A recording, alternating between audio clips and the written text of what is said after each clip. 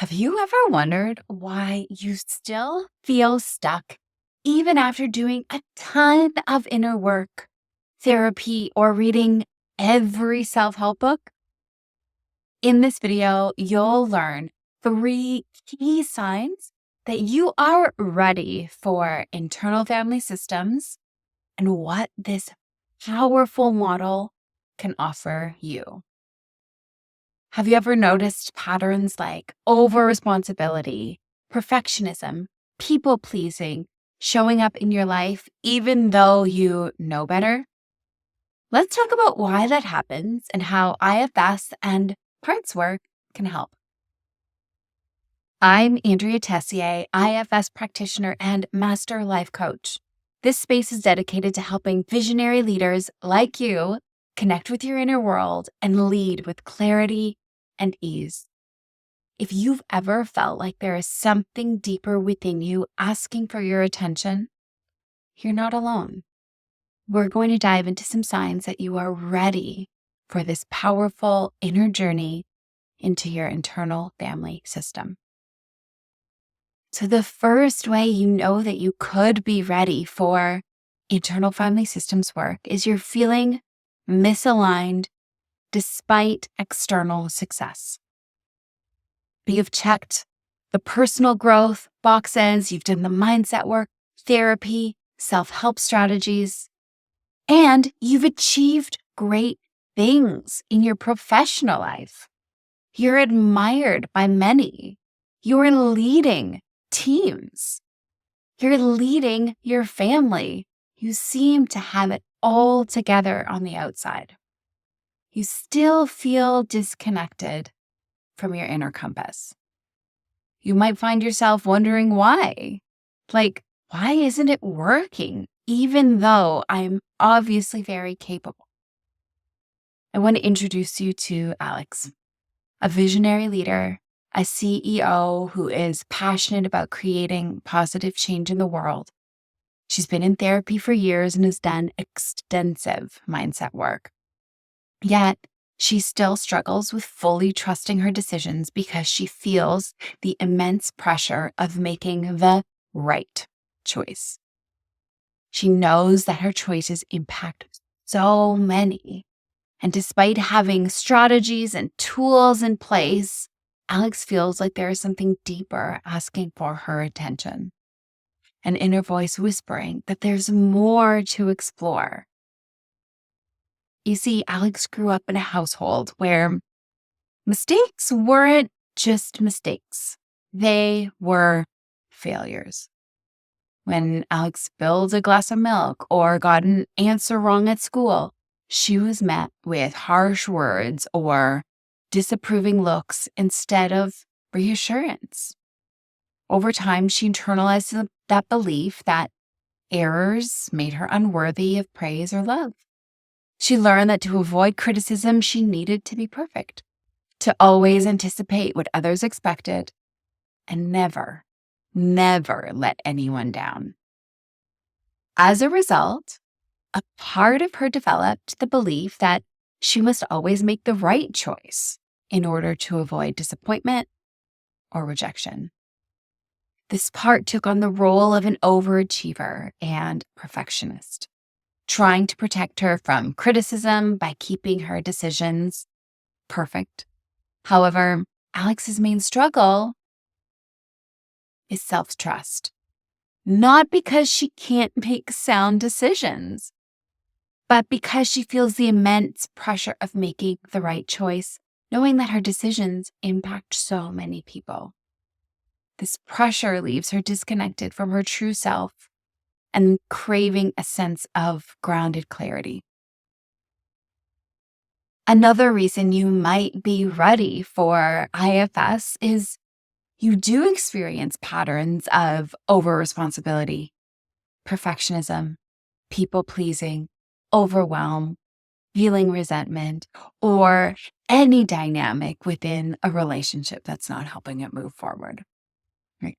Even though you know better, these familiar patterns like overdoing, saying yes too often, or striving still show up, right?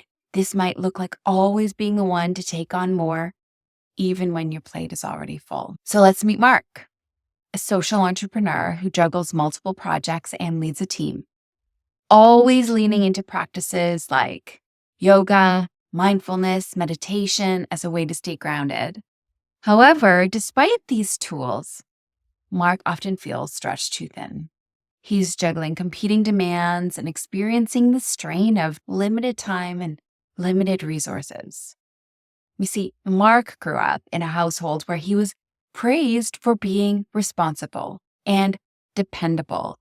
He was the guy everybody could go to, stepping in to support his siblings or take care of things at home while his parents worked long hours.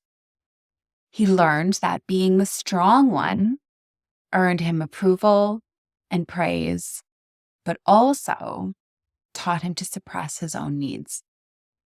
A part of him developed the belief that his value is tied to being reliable for others. So this part drives him to overcommit, over-deliver, fearing that saying no will let people down or everything will fall apart. Mark finds himself taking on too much because there is a part that fears disappointing others. This leads to feelings of burnout. Even though he knows he can't do everything, these parts keep whispering that if he doesn't do all of the things himself, something important will fall through the cracks. Mark craves spaciousness and a more sustainable way to manage his energy without sacrificing his impact or personal fulfillment. It's through parts work that he begins to listen to those protective parts with compassion and acknowledge the younger part of himself that still craves reassurance. He's enough, even when he's not doing it all. You also might be ready for IFS if you have a deep curiosity to understand yourself more fully. You've started to feel a pull towards deeper work, beyond surface level habits and behaviors, and you're craving connection to your most authentic self.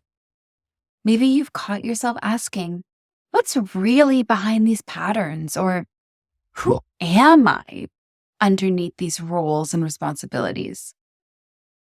For Alex, her turning point was when she realized that the same drive that built her success is also contributing to her burnout. And through IFS, Alex learns to listen to her parts with compassion and create space for her authentic self, the calm, curious leader to lead the decision-making. While Mark's turning point came when he realized that constantly saying yes was actually coming from this proving energy. And during a pivotal session, he connected with his younger self, the part of him that longed for validation, and was able to reassure that part that he was valuable regardless of his productivity.